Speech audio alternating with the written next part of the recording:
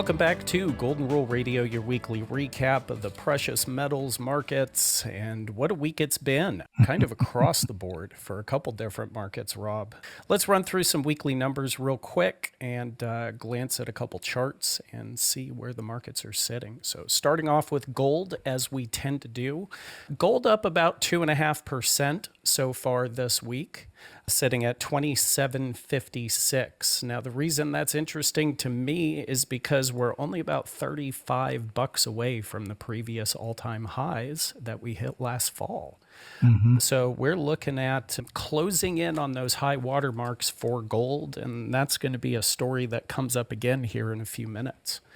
So silver, moving over to silver, relatively lackluster in silver this week, up a little under 1%. It's still holding strong above $30, actually closing in on 31. It's $30.85. We've got a ways to go for silver to get back to not its all-time highs. I'm not even going to ask it to do that quite yet, Rob. Not its all-time highs, but at least just its previous highs from last year. We're still 13% to go, about $4 just to get to that $34, $35 range. So silver's got a way to go. Similar story with platinum. Platinum did bump up pretty decently this week, up 2.8%, sitting at around $960. It is $93 away from its highs last year, about 9% to go. So similar story to silver. Palladium, the sister metal, doing a little bit better, up 3.9%. It did inch above $1,000 today. So the fist fight between platinum and palladium is still going strong.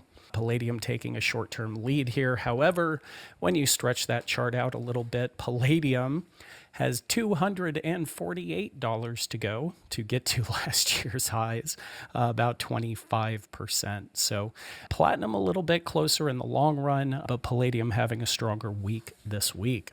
Now, I mentioned we'd be talking about some all-time highs again when we mentioned gold a minute ago. However, we're going to do that when we look at the S&P, as the S&P is just scraping those all-time highs this week, sitting right now up 2% on the week at 6,091 and sitting at those previous highs. And then finally, this is on the back of a pretty strong dollar move up over the last couple of weeks, but the dollar is actually down a little under 1% this week, although still sitting above 108. It's at 108 and 22. The dollar is also sitting kind of on a floor that we've sort of set since Christmas. We've come back down to a couple times, so we are at a bit of a break point for the dollar. Would it push down a little bit more? But Rob, I think the story here this week is kind of what we're seeing both in gold and the equities markets. Yeah, because gold has just been relentlessly moving higher since we dipped down. Of course, we had that short-term dip right after the election, which we talked about, and then it rallied and had a fist fight. Where did it rally to after the election? What number was that? So going back just prior to the election, we were sitting at about 27.90. I think it peaked out at, came all the way down to 25.40. So it's a pretty significant decline there between, well, it was like 2 weeks, right? October 30th down to about like November 13th or 14th. And then we had a couple rallies up. We had a pretty immediate rally back up to 27.20, played around for a little bit in the 26s. Came up again to 27.20s, back down to around 2,600. So we had some up and downs there, pretty significant over a couple weeks. Yeah, because we got down to around 25.85, 25.90. Right around December 18th. And then ever since then, it's just been grinding higher. Yeah, it's been a slow march, real consistent, steady march. I think our biggest day was maybe $40 or $50. So not a ton of volatility, just some pretty consistent growth upwards. And that led to the commitment of traders, and you've got that pulled up because it looks like the speculative money, the managed money, is long, 200,000 contracts, did you say? Yeah, it's pretty significant. So there's a couple categories I like to look at when I do check out the commitment of traders. And this is last week's report. So part of this may explain kind of why we've seen that long grind. Is the managed money long category sitting at about 221,000 contracts. and a paltry 9,000 short contracts. So they are So, really betting long, and it has paid off. I mean, this is leveraged contracts. You're talking big leverage from a low at the end of the year to where we are now within just a handful of days to the all-time highs. And then the institutional money, the people that actually own physical metal, they're short 40,000 contracts. it's about 70, 70. actually. Okay. Yeah. So when you look at the other category I like to look at on the COT report, the Commitment of Traders report, is the producers, merchants, processors, end users, so on and so forth. The reason we look at that is obviously they're the ones literally with their finger on the market because they're the ones that actually own the physical product. So you are Right. correct. It is typical that the producers, merchants, they actually generally hold more short contracts than long.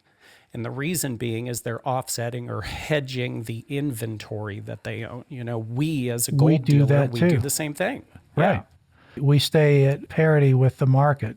And that's hard for our clients to understand because we hold a lot of inventory and we will short ounces of gold and ounces of silver versus all the ounces of gold and ounces of silver that we own. And so that way, as clients call us and say, hey, I want to buy Eagles or 100-ounce bars or Krugerrands, we just unwind the hedge and we are at market. Yeah, it allows us to not have to worry about price adjustments affecting our capital as a company Right. as the spot price of gold and silver moves up. That's how we're able to sell gold at whatever the market price is, regardless of what we took it into our inventory for. Correct. So the producers, merchants, they do the same thing. So you're looking at about 40,000 long contracts versus 112,000 on the short side. So that's actually not too heavily skewed. You're No. looking at 2.5 to 1 short to long contract, which is an astronomical short on their part. But man, 220,000 to 9. Long versus short. Right. Yeah. For your managed money position is pretty significant. And you're not talking about people that own inventory typically. These are people that are just betting on either the rise or the fall of the metal. So as we move towards this double top, all-time highs, it's so hard to predict where it goes from here. We are within days of gold retesting, say, $2,790, the all-time high. At what point does the managed money, basically the speculative money, take their profits and exit? Don't know. Yeah, and that's a real good question. Yeah. Do we see managed money say, hey, we got in back in December on those contract pricing. We're going to look for some exits here around the previous all-time high, take our profit and run. Because that's what they're in it for. Yeah, of course. That's the whole point of owning those contracts if you're not offsetting existing product, right? Like most investments, it's buy low, sell high. So why wouldn't you? Sounds like a plan to me. We'll see. Oh, we'll see. No, we'll definitely see. This time next week, we could see a fist fight up around the all-time highs and see some more volatility. Well, since Tori couldn't be with us this week, and one of his favorite things to do is speculate on kind of high side potential versus low side potential, we'll give him a reason to listen to the show this week, even though he couldn't join us for recording. I know he's on a trip this week. So let's pretend we do have an unwinding of those managed money, the profit taking position as we inch closer to those highs that we put in at the end of last year, back in October. What are some of the pricing levels we could look at on the downside for gold? I think that in the very short term, if we're just talking like a mild sell-off of those long contracts, I think you could be looking at gold coming down to some of the lows we put in post-election, November, December, in the 2,500 range. I think that would be a pretty moderate reversal right there. And what that really would end up doing is it would end up setting up some sideways trading, which we may be in for a couple of months here. We've been between, let's say, 2,800 rounded and 2,500. Okay. And it's possible we could see some trading sideways in that $250, $300 range for a period of time. Yeah, because one thing we are not looking at is the speculative money having to cover their short position. That's not their position. They are, golly, 20 to 1 long. Right. A short covering rally is very explosive when the speculative money is like, holy moly, gold is relentless. It's breaking through upper resistance. We better cover our shorts. And that's when you see a short covering rally taking gold to ridiculously high numbers versus where it started from. We're not seeing that this time around. My thinking is that we will see profit taking and a modest decline. Sure. And I agree with you. I think option one is probably our most likely option. But for the fun of the game, I got two more for you. So I got two more for you, Rob.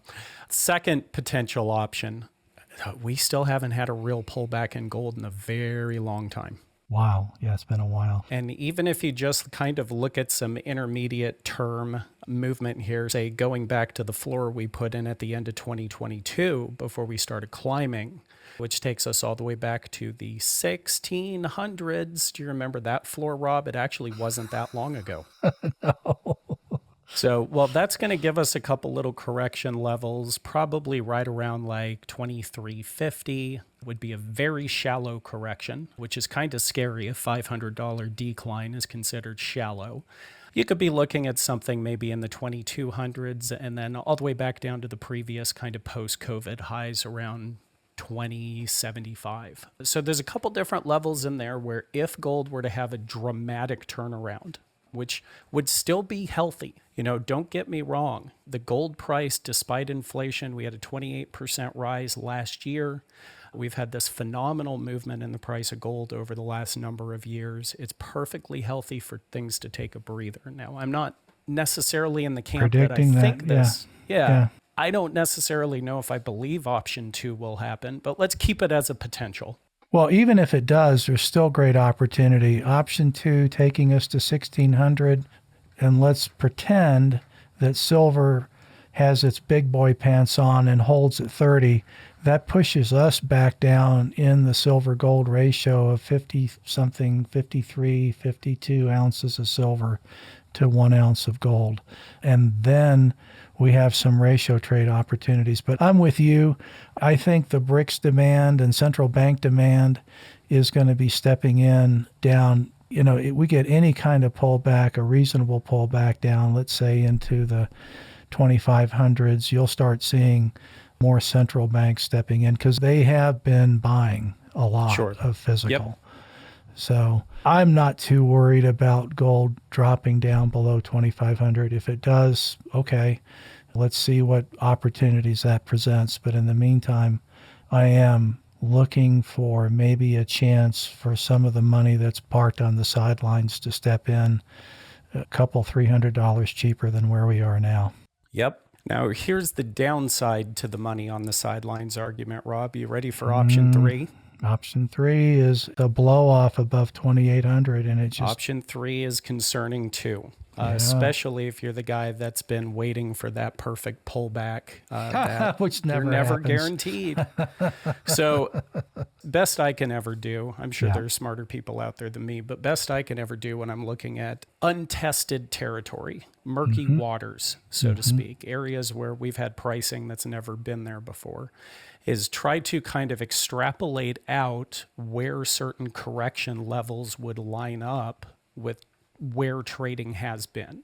For instance, like if we go up to a certain price and then we have a correction back down from there, what are the types of prices that you would end up seeing, you know, some fist fights to sort of hold ground at? Well, my next upside target in the gold price is putting us above 3,500. Yeah.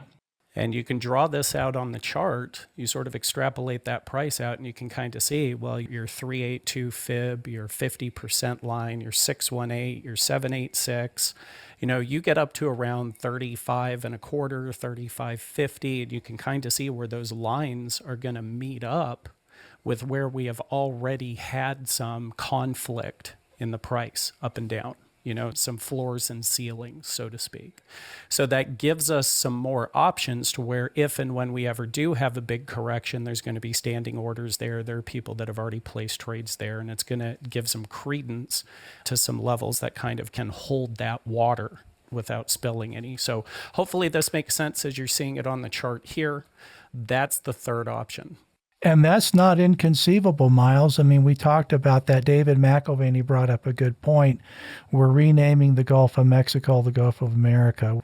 We're letting Canada know we'll take them on as a 51st state. And these are two of our biggest trading partners. These are so-called allies. Mm-hmm. And then our adversaries, let's just call them adversaries, they're concerned about the new administration as America is caught up in big tech and big business and Wall Street really running the numbers. Hey, this is going to be great. We're going to see an industrial revolution again here in America. The blue sky is out and there's a lot of euphoria, but there's a lot of leverage. I mean, our PE ratios in the stock market are at ridiculously high levels.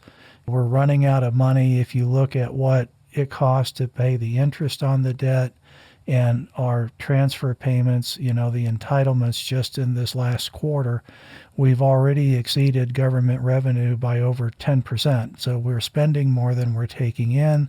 Right. If this administration isn't able to stay on this glorious new day track, the financial markets and the rest of the world are recalibrating their approach, either our allies or our adversaries, and we're not in a position of strength financially. So all that to say, we could actually see gold break above 2,800 and top out in the mid 3,000s, 3,500, 3,550 range before we see a meaningful correction. So there's so much happening right now. It's going to be fascinating to sit where we sit in the one asset that people know they can put their trust in long term. Sure. If people are sitting with money on the sidelines and they don't know what to do, it doesn't matter if you buy gold at 2,800 or 2,200 or 3,500. If you don't have any, you really should start getting in.